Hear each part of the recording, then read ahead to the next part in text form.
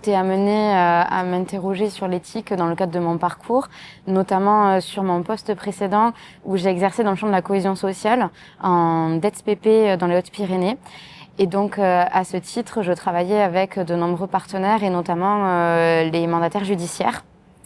Nous avons pu échanger en 2018-2019 sur la mise en place d'une commission éthique au niveau départemental en s'inspirant de bonnes pratiques qui avaient déjà été déployées par ailleurs, notamment dans les Hauts-de-France, puisque la région était assez novatrice à l'époque et dès 2012 avait mis en place une commission régionale d'éthique qui associait des mandataires judiciaires, des juges, des professionnels du social. Et donc on a voulu un peu s'inspirer de ce modèle-là pour le porter sur le département.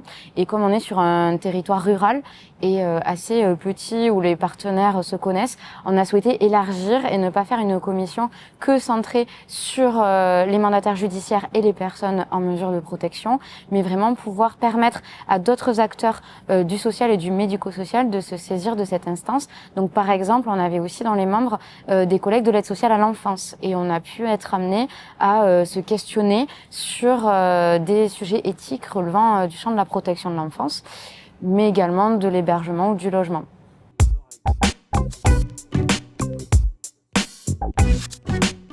Oui, alors personnellement, pour moi, le terme éthique vient quand on a un conflit de valeurs ou de normes. Parfois, entre les différents codes, code civil, code de l'action sociale et des familles, code de la santé, on va avoir des dispositions qui peuvent parfois être, alors pas forcément en contradiction, mais en tout cas pas forcément aller dans le même sens. Et les professionnels doivent se positionner au milieu de ces contradictions-là, ce qui n'est pas toujours évident. Et par ailleurs, il y a des contradictions qui peuvent se poser avec nos propres valeurs morales et personnelles. Et donc effectivement, le mandataire notamment agit en tant que professionnel, mais c'est aussi un être humain. Et donc parfois, il va être amené à prendre des décisions en se disant ça peut être dans l'intérêt du majeur protégé, ou en tout cas c'est la personne qui me le demande, mais ça entre en conflit avec mes propres valeurs personnelles, et du coup comment je me positionne. Et dans ces cas-là, c'est important de ne pas être seul, de pouvoir en discuter à la fois en équipe quand le professionnel exerce dans un service ou dans une équipe, mais aussi de croiser les regards, parce que vraiment ce dont on s'est rendu compte, c'est que les professionnels, de par leur formation aussi initiale, allaient avoir des regards différents et complémentaires, mais aussi de par leurs valeurs personnelles, puisque vraiment dans ce comité éthique, on était là avec nos propres valeurs. On avait bien sûr un volet de bienveillance entre tous et de respect des positions de chacun, mais on pouvait parler de manière très transparente et se dire, voilà, moi personnellement, ça va à l'encontre de mes valeurs, donc je ne voit pas comment soutenir le projet de ce majeur protégé, et inversement d'autres qui arrivent à prendre du recul avec leurs valeurs personnelles pour se dire mon rôle, si j'agis en tant que professionnel, c'est d'accompagner la personne dans ses choix. Donc même si ça va peut-être à l'encontre de mes valeurs initiales, c'est pas grave, je vais assumer mon rôle et je vais l'accompagner dans son projet à lui.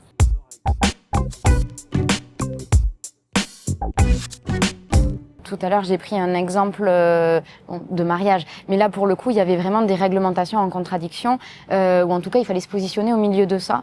C'était de dire, voilà, la nouvelle loi permet aux personnes en mesure de protection de décider librement de se marier avec la personne qu'elles souhaitent. Elles ont juste une information préalable à faire à leur mandataire. Mais en revanche, on a aussi d'autres dispositions du code civil, du code de l'entrée et du séjour des étrangers en France, etc., qui permettent au mandataire de s'opposer à ce mariage s'il estime que le consentement n'était pas clair ou qu'il entre en infraction avec d'autres règles. Et là, en l'occurrence, c'était la réglementation du séjour des étrangers. Donc là, le professionnel est vraiment au milieu de tous ces enjeux et doit se positionner sur le volet du droit. On a vu que en fonction des professionnels qui siégeaient, il y avait un positionnement éthique et moral par rapport à que fait-on quand un étranger est en situation irrégulière? Est-ce qu'on l'accompagne parce qu'on considère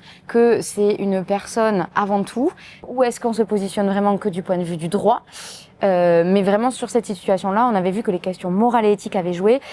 Pareil, pour vous dire la conclusion, c'était plutôt on laisse le majeur pour l'instant choisir et faire ses choix, parce qu'effectivement, il est libre d'aimer qui le souhaite. Mais voilà, mais tout ça, ça a posé quand même s'il y avait une réglementation très claire et on a discuté dans ce cadre réglementaire-là, ça a questionné sur des valeurs morales personnelles et les réponses étaient très divergentes parce qu'on a chacun ses propres valeurs et c'est là aussi que l'éthique permet d'interroger les partenariats qui sont multiples parce que on a tous une vision qui peut être complémentaire. En tout cas, je pense qu'il est mieux en étant collectif et partagé, oui. Parce que comme on reste sur des valeurs, plus on les partage et plus on échange et plus on pourra se positionner de manière la plus objective possible, je pense.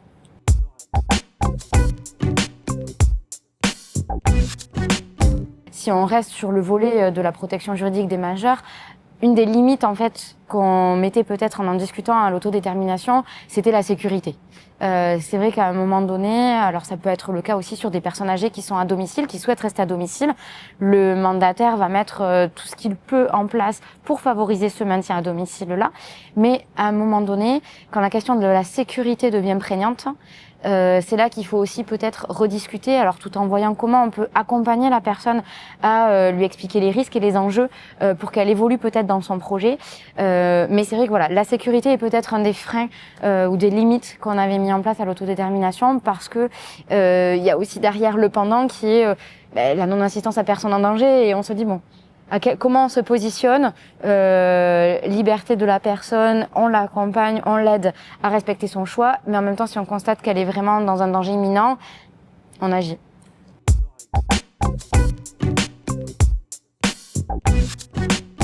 Je dirais plutôt que la tendance s'inverse.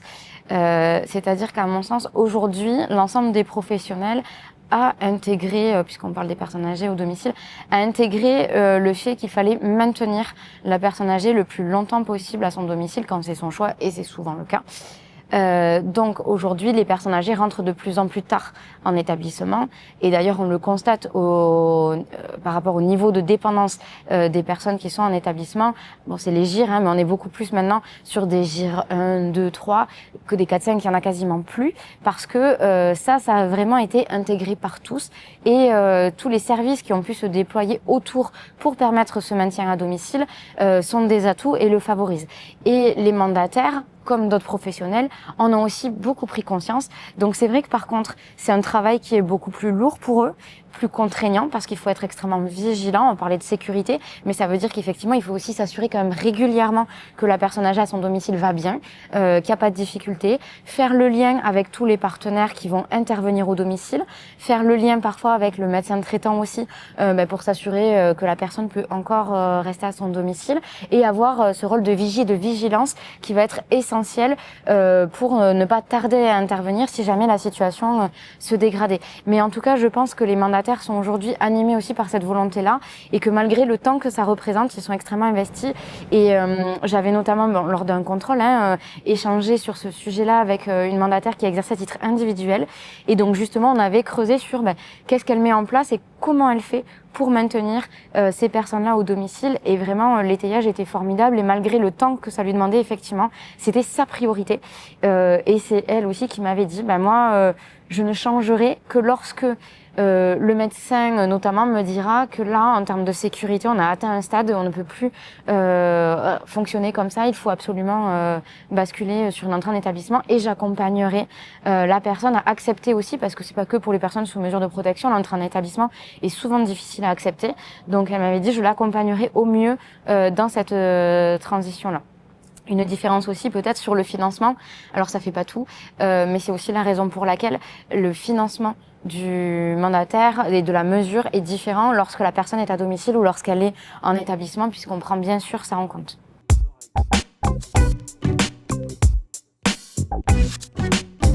Le mandataire est de plus en plus reconnu. En revanche, par rapport à son périmètre d'intervention, je pense effectivement que c'est là qu'il y a encore beaucoup de travail à mener. Et le fait de pouvoir développer les échanges, l'interconnaissance des acteurs, permettra aussi à chacun de savoir quel est le rôle du mandataire, quel est son périmètre d'intervention, quelles sont ses limites, parce que souvent, malheureusement, il y a des incompréhensions entre les différents partenaires, parce qu'effectivement, et ça a été évoqué aujourd'hui, certains pensent que la mesure de protection va tout régler et que le mandataire va tout faire. C'est pas un magicien, il ne peut pas tout faire, et le mandat est aussi aussi restrictif quand même, mais clair et délimité. Et donc ça, il faut encore, je pense, communiquer sur ça pour que tous les partenaires en aient bien conscience. Donc c'est le rôle des mandataires, mais c'est aussi le rôle des services de l'État et c'est notre rôle à tous d'arriver à mieux communiquer sur ce périmètre d'intervention. Et je prenais tout à l'heure l'exemple des stages croisés, mais c'est pas la seule solution. Il y a aussi le fait de participer à des instances partenariales, à des réunions qui permettent après derrière en aparté de pouvoir échanger. Et on sait que quand on se connaît même individuellement, ça facilite beaucoup les échanges et le travail ensemble et la co-construction. Donc ça, ce sera vraiment un pas encore qu'il restera à faire.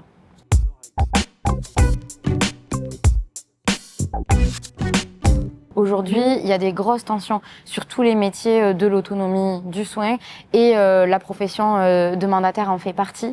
Donc il y a encore une communication à faire pour promouvoir ces métiers-là auprès des jeunes, promouvoir tout ce qu'ils recoupent. Effectivement, tout à l'heure on dit c'est pas juste une dame de compagnie, c'est pas voilà, mais parce que ce sont des métiers extrêmement riches et variés dans lesquels je pense les jeunes et les professionnels peuvent se retrouver et s'épanouir. Avec des valeurs. Justement. Exactement, avec des valeurs extrêmement importantes qui animent aujourd'hui tous les professionnels qui interviennent dans ces missions-là parce que elles sont très prenantes et contraignantes en temps, vous le disiez. Les professionnels sont aussi parfois exposés à de la violence, il y a de l'incompréhension parce qu'il y a des situations qui sont complexes et qui sont difficiles. Mais le fait d'être dans un métier d'action et de porter ces valeurs, c'est ça qui, je pense, est une des motivations principales pour l'ensemble des professionnels.